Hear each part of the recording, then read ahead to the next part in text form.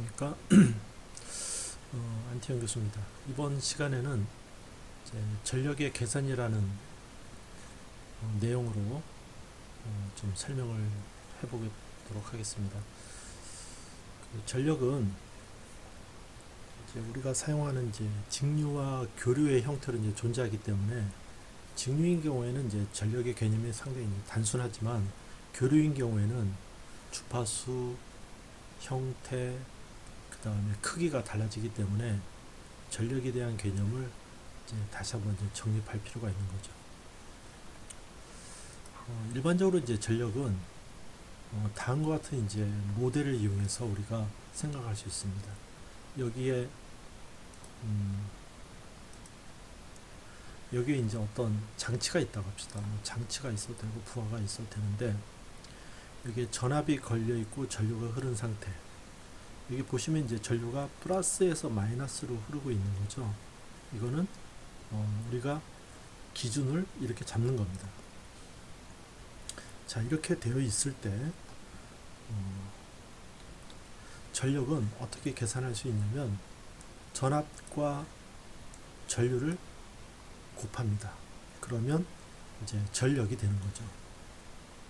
근데 이때 전압과 전류가 이제 시간에 따라서 변화하고 있는 상황인 경우에는, 전압과 전류가 곱해지면 당연히 전류도 시간에 따라서 변화하게 되는데, 이 시간에 따라서 변화하는 이 전력의 양을 우리가 순시 전력이라고 합니다. 순시 전력. 직류인 경우에는 시간에 따라서 변화할 필요가 없기 때문에 순시 전력은 그냥 P가 되겠죠. 전력은 와트로 계산합니다. 와트로 단위가.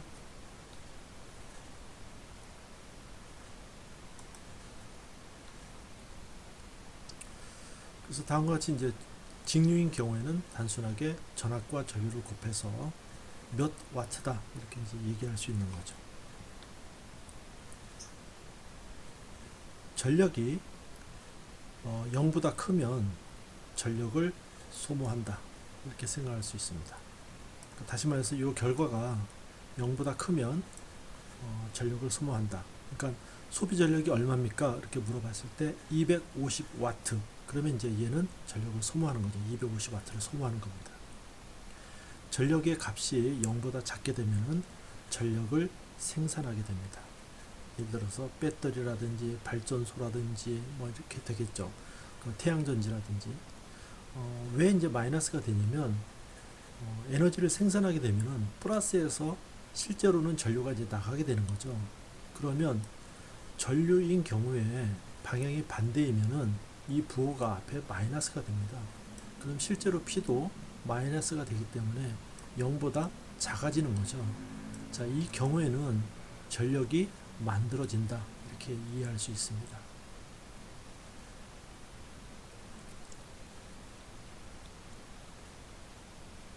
자, 간단한 예제를 한번 들어보도록 하겠습니다. 다음 1, 2 소자에 대한 순시 전력을 구하시오. 여기 이제 소자 1이 있고 소자 2가 있다고 합시다.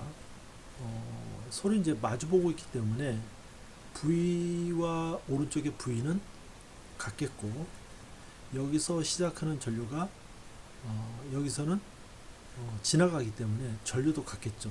다만 1번에서 봤을 때의 전류는 마이너스에서 플러스로 지나가고요. 그 다음에 2번에서 봤을 때의 전류는 플러스에서 마이너스로 지나가게 되는 형태의 전류가 이제 흐르게 됩니다. 자, 이랬을 때 순시 전력은 1번 소자인 경우에는 플러스에서 마이너스로 흐르는 게 아니고 그 반대로 흐르기 때문에 전류가 마이너스가 됩니다. 그래서 P는 VI인데 부호가 마이너스가 붙게 되겠죠. 따라서 전력을 생산하게 됩니다. 두 번째 소자인 경우에는 플러스에서 마이너스로 전류가 지나가기 때문에 P2는 V와 I를 곱해주면 되겠습니다. 그래서 얘는 0보다 큰 상태가 되고 따라서 전력을 소비하게 됩니다. 한 개의 시스템에서 소비되는 전력과 생산되는 전력은 사실은 같을 수밖에 없는 거죠. 에너지 불변의 법칙에 의해서. 그래서 실제로 P1과 P2를 더하게 되면은 실제 전력은 제로가 됩니다. 이것은 아주 당연한 거고, 밀폐된, 그러니까 독립된 시스템에서의 전력과 생산은 제로가 될 수밖에 없는 겁니다.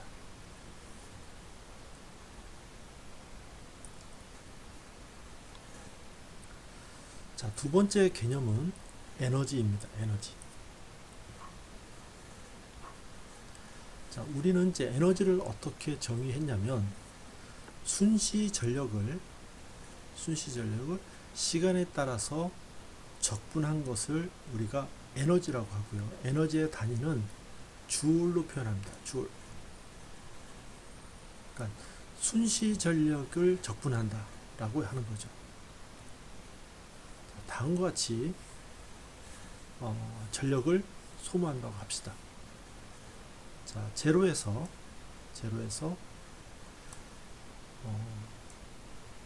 요때까지 전체 에너지가 얼마인지를 이제 계산할 필요가 있는 거죠. 0에서 T1까지는 전력이 제로입니다. 그러다가 T1에서 T2까지는 일정하게 이제 증가했는데 특정한 값에서 다시 이제 0이 되고 0에서 계속 유지가 되는 그런 이제 전력을 소비했다고 합시다. 그럼 이제 에너지는 얼마냐? 에너지는 사실은 적분이라는 것은, 회로에서 적분이라는 것은 우리가 면적으로 이해할 수 있고요. 대부분 면적으로 이해하면은 모든 문제가 해결이 됩니다. 여기에 있는 것처럼 이 파형에서 전력이 삼각형처럼 소비가 됐다면 이 삼각형의 면적이 곧 에너지가 됩니다. 그래서 뭐 삼각형의 예를 들어서 이게 3와트고 여기서 여기까지가 1초다. 그러면 면적은 삼각형의 이제 면적이니까 2분의 1 곱하기 3 곱하기 1. 그래서 2분의 3 줄이 이 문제에서의 열쇠가 되는 거죠. 자, 두 번째 에너지를 구하시오. 자, 여기서처럼 5초까지 아무것도 사용하고 있지 않다가 15초까지 쭉 10W를 이제 사용했다고 합시다. 그러다가 15초 이후에서는 이제 0을 썼는데 이때 에너지를 구하시오. 전체 에너지는 T1에서 T2까지 순시 전력을 적분하면 되는데 실제로 여기서 이제 면적으로 이해할 수 있으니까 2분의 1 곱하기 10W 10초. 여기서 10초는 실제로 이 삼각형의 밑변에 해당하는 기간입니다. 그러니까 15에서 5를 뺀 거죠. 그러니까 10초가 되겠습니다. 그래서 계산하면 100 나누기 2니까 50줄이 이 회로에서, 그러니까 이 그림에서 전체 에너지가 되겠습니다. 두 번째, 이제 세 번째의 개념은 평균 전력입니다. 평균 전력.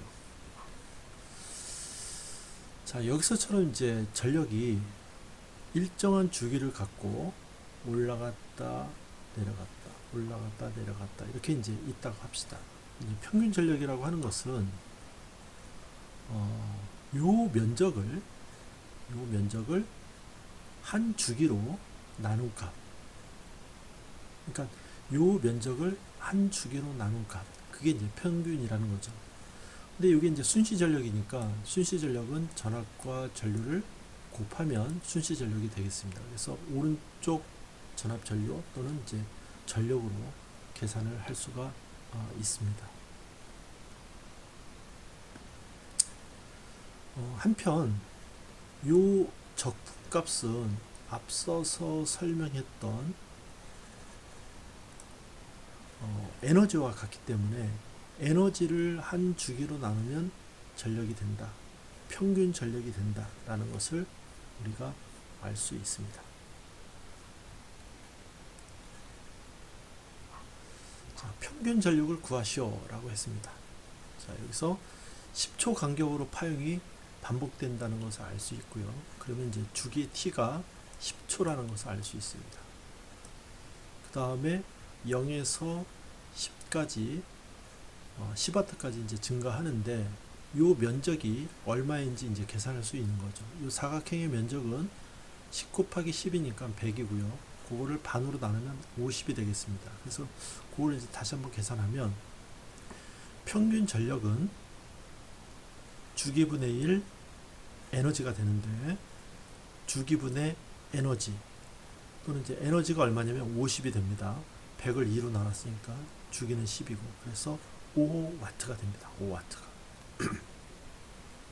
이게 5W가 되는지는 이제 이 그림을 이용해서 우리가 쉽게 풀 수가 있는데 이 반을 잘라서 위에 튀어나온 부분을 여기에다 메꾸게 되면은 전체 높이의 2분의 1이 되니까 이게 5가 될 수밖에 없는 거죠. 그래서 그림으로 이해하면 상당히 직관적으로 이해하는데 크게 도움이 될 것 같습니다.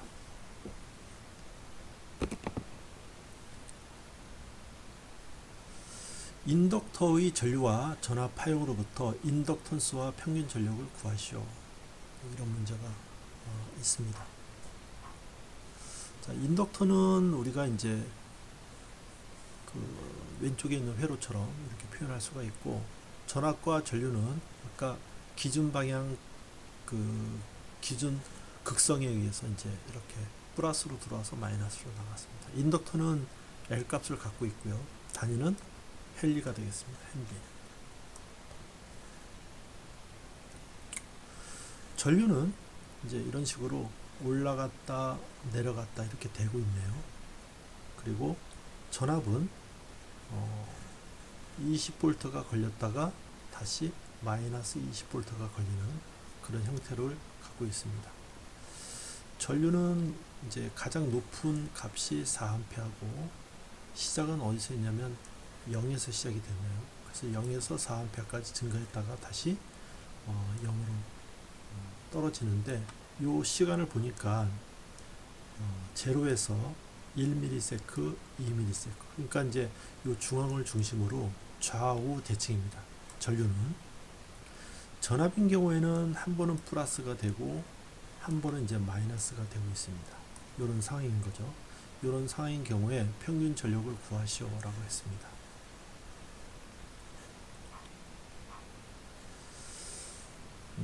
인덕터의 전압과 전류의 관계는 요 미분 값으로 이제 우리가 구할 수가 있는데 dt분의 di의 미분은 사실은 이제 어떻게 우리가 이해할 수 있냐면 시간의 변화량분의 전류의 변화량 이렇게 이제 이해할 수 있습니다. 그래서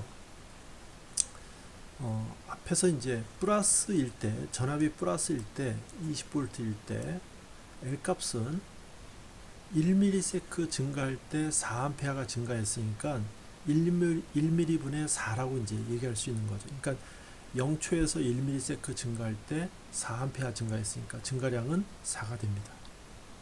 그래서 이 식에 의해서 이항하면 L 값이 5mH 된다는 것을 우리가 알 수 있죠.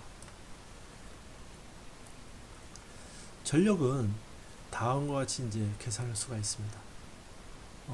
전류가 이렇게 증가할 때 플러스가 되고 전류가 감소했는데 그때 이제 전압이 마이너스가 되니까 전류는 이렇게 마이너스가 되는 거죠.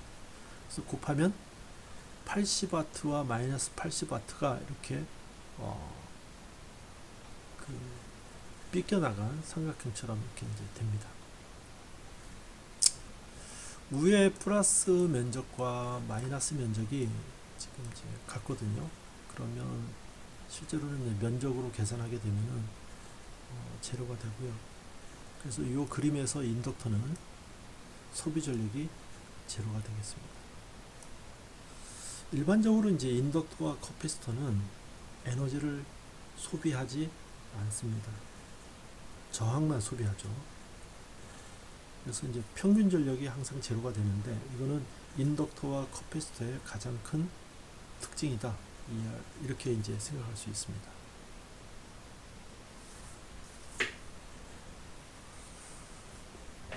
자, 다음으로는 이제 실효값에 대해서 설명하도록 하겠습니다. 실효값은 이제 이펙티브 루트 민 스퀘어라고 이제 되어 있고, 이펙티브 밸류 또는 이제 루트 민 스퀘어 밸류라고 이제 알려져 있죠. 그래서 RMS를 실효값을 RMS라고 이제 보통 하기도 합니다. 실효값에 대한 개념에 대해서 잠깐 이제 설명을 하면은, 여기 이제 교류가 있는데 저항이 있습니다. 교류를 저항에 연결하면 당연히 이렇게 이제 전류가 흐르겠죠. 저항에 전류가 흐르게 되면은 저항에서 전력 손실이 발생이 됩니다. 열이 나겠죠. 자, 오른쪽에는 같은 저항입니다. 같은 저항을 여기다 달고, 이번에는 직류 전압을 걸어놨습니다. 직류 전압을 걸었다 하더라도 전류가 지나가겠고, 전류가 지나가면서 저항이 이제 전력을 소모하게 됩니다.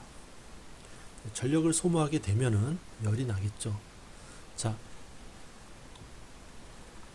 오른쪽 이 저항의 입장에서 봤을 때, 한 번은 교류가 들어오고 한 번은 이제 직류가 들어오는데, 교류 전압을 같은 소모 전력으로 환산한 직류 전압 또는 직류 전류의 값을 우리가 실효값이라고 합니다. 예를 들어서 여기가 이제 220V다. 220V. 근데 이제 10W의 로스가 생겼다. 10W가 여기서 전력 소모가 됐다. 그러면 여기서 직류 전압을 걸었는데 10W가 일어날 때의 직류 전압 값을 우리가 RMS 또는 실효 전압이라고 하고, 그때 흐르는 전류를 실효 전류라고 합니다. 그러니까 이제 상당히 중요한 개념이죠. 교류를 직류로 환산한 거야. 기준이 뭐냐면 같은 소비 전력으로 환산했을 경우에. 그러니까 실효값은 교류를 직류로 바꿔준 겁니다. 직류로 바꿔주면은 우리가 계산할 때 빠르고 직관적으로 우리가 할 수가 있거든요. 그래서 이제 대부분 직류 전압으로 환산해서 사용을 하는데, 그때 편리한 값이 실효값 또는 RMS 또는 Effective Value라고 이제 얘기하고 있죠.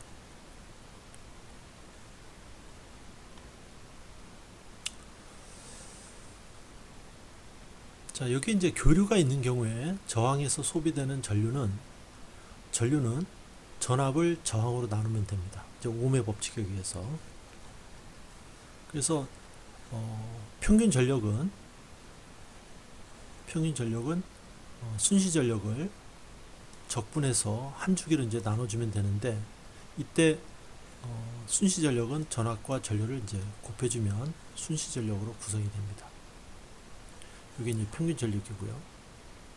아까 이제 전류는 R분의 V라고 했으니까, 실제로 전류 대신에 R분의 V를 대입하면 전압이 제곱이 되고요. R은 시간과 관계가 없기 때문에 이제 앞으로 이렇게 뺍니다. R분의 1로. 그럼 내부에 남는 것은 전압의 제곱만 남게 되는 거죠. 그래서 저항에서 소모되는 평균 전력을 다음과 같이 계산할 수 있습니다. 이거는 교류인 경우에.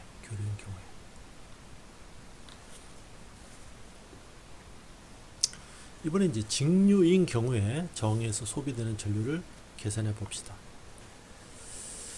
전압 VRMS가 있고 전류 RMS가 있는데, 저항에 흐르는 전류는 R분의 RMS가 되겠죠. 당연히 ohm의 법칙에 의해서.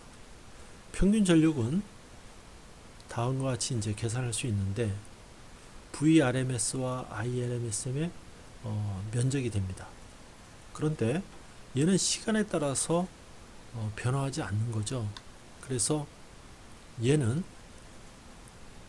그냥 vrms, irms 또는 i가 r분의 v니까 r분의 vrms 제곱으로 이제 우리가 계산을 할 수가 있습니다.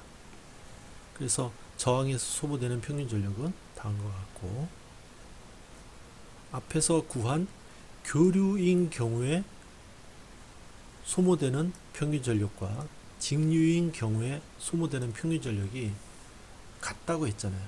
그래서 이제 이거를 부등호를 이용해서 같다라고 이제 표현을 하면 r분의 1, r분의 1 없어지고, 여기 있는 제곱은 지워지면서 여기에 루트를 씌우면 되는 거죠. 그래서 그 결과를 다음에 얘기할 수 있습니다. 그래서 vrms의 제곱은 다음과 같이 정리가 되고, 마찬가지로 전류인 경우에도 마찬가지로 다음과 같이 그 수식을 유도할 수 있습니다. 자, 이렇게 정리가 됩니다. 전압의 시료값 또는 전압의 RMS 값은 교류의 제곱을 한 주기 동안 적분해서 t분의 1로 나눠주고 루트로 씌워준다. 이제 상당히 복잡하니까 우리가 시료값을 RMS라고 하잖아요. 여기 R은 뭐냐면 루트거든요. 이렇게 이제 루트를 씌워줍니다. 그 다음에 M은 민이란 뜻인데, 민은 수학적으로는 이제 평균이란 뜻이죠. 평균 값은 한 주기분의 1, 한 주기의 적분으로 이제 표현할 수 있습니다. 그래서 전압을 한 주기 적분해서 T로 나눠주면 평균 값이 되고, S는 뭐냐면 스퀘어거든요. 스퀘어는 제곱을 얘기합니다.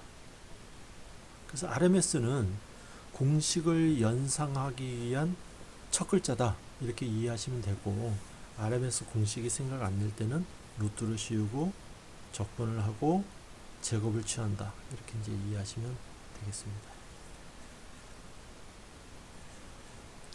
자, 다음 파형의 시료값을 구하시오. 삼각파형이 이제 또 나왔네요. 0에서 10초, 20초, 10초 간격으로 계속 이제 이렇게 되는 거죠. 10V까지 올라갔다 0으로 떨어지고, 10V까지 올라갔다 0으로 떨어지고. 요 직선의 방정식은 기울기 곱하기 t니까 10초에 10V니까 얘는 지워지고 결국은 VT의 방정식은 t가 됩니다. t.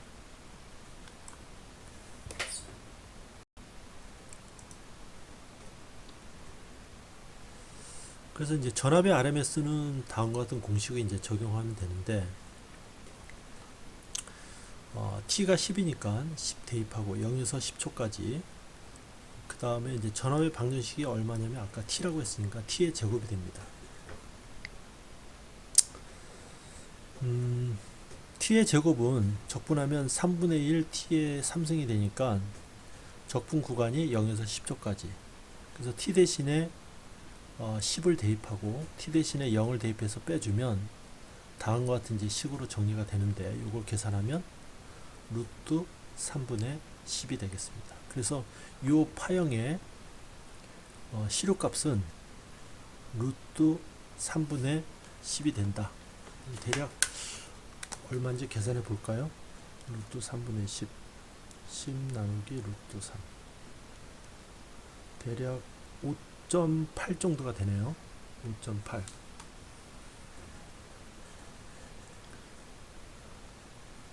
그래서 이 파형을 집어넣나 아니면 루트 3분의 10V를 넣나 같은 소비 전력이 된다는 얘기입니다.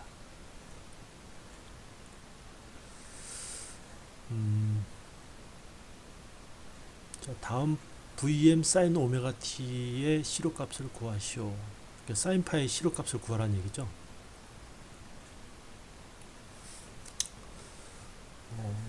피크 값이 이제 VM입니다. 주기가 2파이가 되고 sin 파입니다.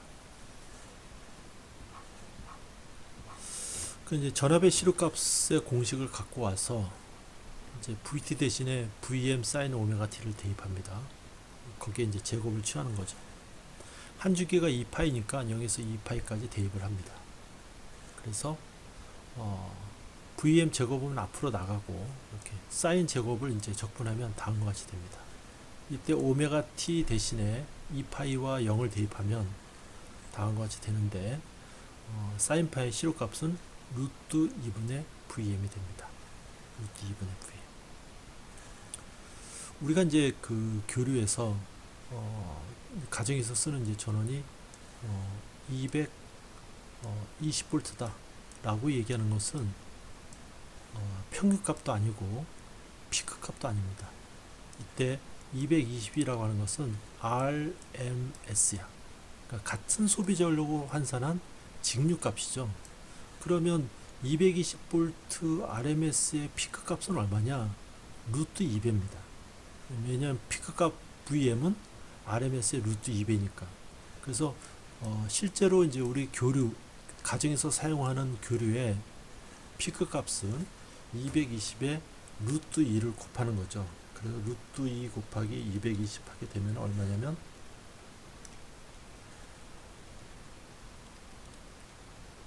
310V가 됩니다. 그래서 실제로는 굉장히 높은 전압이 걸린다는 것을 알 수 있어요. 그래서 교류 전압은 루트 2로 나누면 피크 값을 루트 2로 나누면 실효 값이 되고 실효 값의 루트 2가 피크 값이 된다라는 것을 상식적으로 알아두면 상당히 도움이 될 것 같습니다.